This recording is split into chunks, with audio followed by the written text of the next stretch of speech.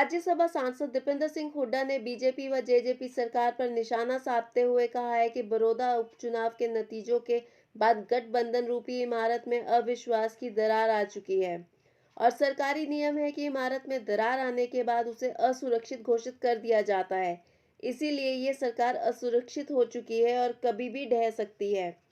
उन्होंने कहा कि बड़ौदा में कांग्रेस की ऐतिहासिक जीत के बाद गठबंधन सहयोगियों में इस कदर अविश्वास बढ़ गया है कि मुख्यमंत्री को सार्वजनिक तौर पर बीजेपी को जेजेपी का वोट नहीं मिलने की बात कहनी पड़ी है। तो सरकार ऐसे हिलेगी कि आपने देखा होगा कि इस गठबंधन में अविश्वास की दरार नतीजे के साथ ही आ गई। और वो कैसी दरार है मैं बताता हूं आपको। एक दरार तो है बीजेपी की और जेजेपी की। मुख्यमंत्री जी का क्या बयान है कि जेजेपी की वोट उनको ट्रांसफर नहीं हुई, तो अविश्वास की दरार।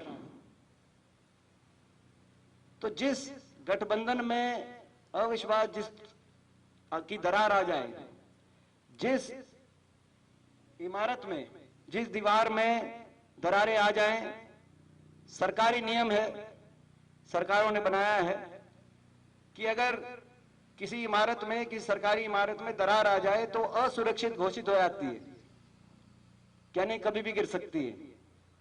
कोई घटनाक्रम हो जाए तो वो इमारतें गिर जाती हैं। तो ये इसमें भी अब अविश्वास की ऐसी दरार आ गई कि असुरक्षित गठबंधन ये घोषित हो चुका है।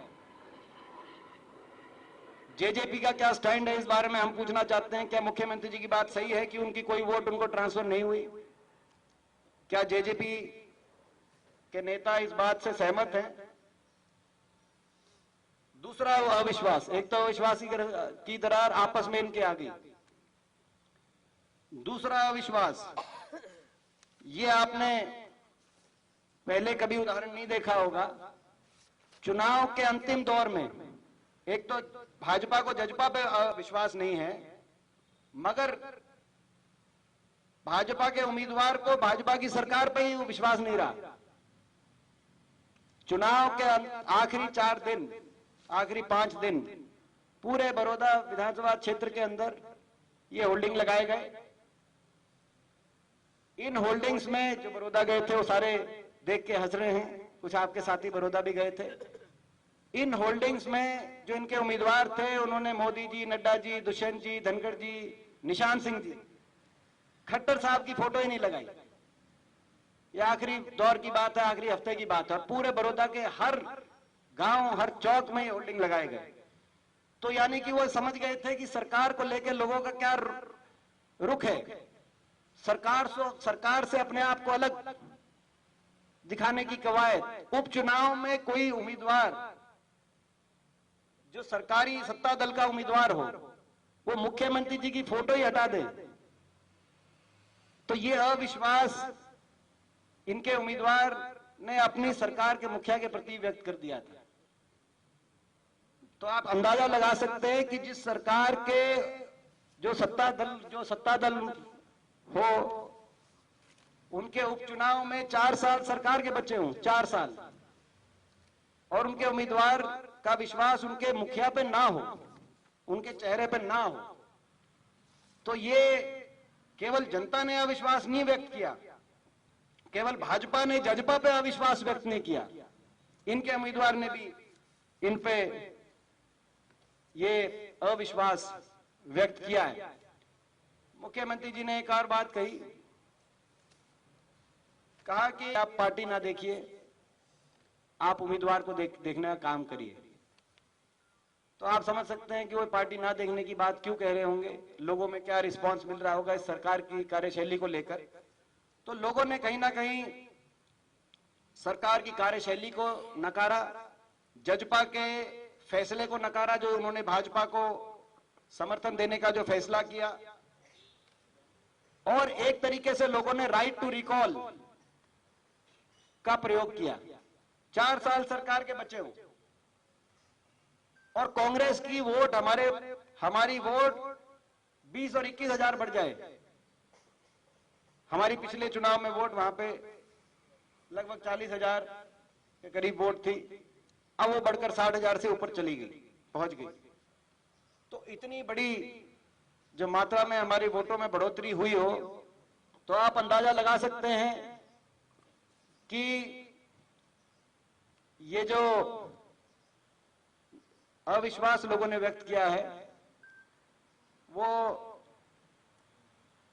किस भावना से अविश्वास व्यक्त किया। सरकार ने बड़े बड़े वायदे किए, मगर बड़ी बड़ी घोषणाएं करी, मगर लोगों का विश्वास ही नहीं बना उन वायदों में, उन घोषणाओं में। जल्दी ही जो 4-5 बड़ी घोषणाएं करी थी बड़ौदा हल्के के लिए, यह भी हम कहना चाहते हैं। यूनिवर्सिटी की करी थी घोषणा, सरकार ने यूनिवर्सिटी बनेगी। राइस मिल की करी थी, आईएमटी की करी थी, जो हमारे समय का प्रोजेक्ट था लाड जौली में, जो कैंसिल हो गया था सरकार के आते ही, मगर उसको दोबारा से आईएमटी लगाने की घोषणा करी थी। और 2 कॉलेज भैंसवाल और बड़ौदा में घोषणा करी थी। हमारे जो विधायक हैं इंदिराज भालू जी, उन्होंने जो है वो आज ही समय मांगेंगे, जब समय मिलेगा मुख्यमंत्री जी के पास, बाकी लोगों के पास, जहां जहां जाएंगे। और ये जो घोषणाएं हुई थी कि भाई सरकार ये करेगी, सरकार से आग्रह करेंगे कि राजधर्म निभाते हुए अपनी घोषणाओं पे सरकार पूरा उतरे। आप लोग भी शायद मेरी बात से सहमत होंगे कि चुनाव में ये कहा गया था कि चाहे हारो जीतो हम ये करेंगे, तो सरकार इन बातों को पूरा करेगी, मुझे पूरा विश्वास है, पूरा यकीन है। इसके साथ मैं ये भी कहूंगा कि ये जो 20,000 जो हमारी वोट बढ़ी, इसका क्या अर्थ है विश्लेषण आप लोग कर सकते हैं, मगर ये अगर आप सारे हरियाणा में अप्लाई करें कि कांग्रेस की 20,000 वोट बढ़ा दें हर सीट पे, ये तो 1 साल के बाद का सरकार का हिसाब किताब है कि किसकी लोकप्रियता कितनी बढ़ी घटी। सारे हरियाणा में अगर बढ़ा दें तो गठबंधन 19 सीटों पे सिमट के रह जाएगा। बाकी जो विधायक हैं इनके, वो सभी जो है डेंजर मार्क के में आ जाएंगे। तो बाकी विधायकों को मैं समझता हूं नैतिकता के आधार पे समझना चाहिए कि लोगों ने अविश्वास सरकार में व्यक्त कर दिया। तो राइट टू रिकॉल 75% का इन्होंने नियम रखा है। तो आप खुद ही अंदाजा लगा सकते हैं कि अगर 19 सीटों में ही रह गए तो सरकार के खिलाफ राइट टू रिकॉल लोगों ने अपना व्यक्त कर दिया। आप 90 की 90 सीटों में कांग्रेस की 20,000 वोट जोड़ के आप अंदाजा लगा ले 71 सीटों पे आज कांग्रेस पार्टी पहुंच जाएगी।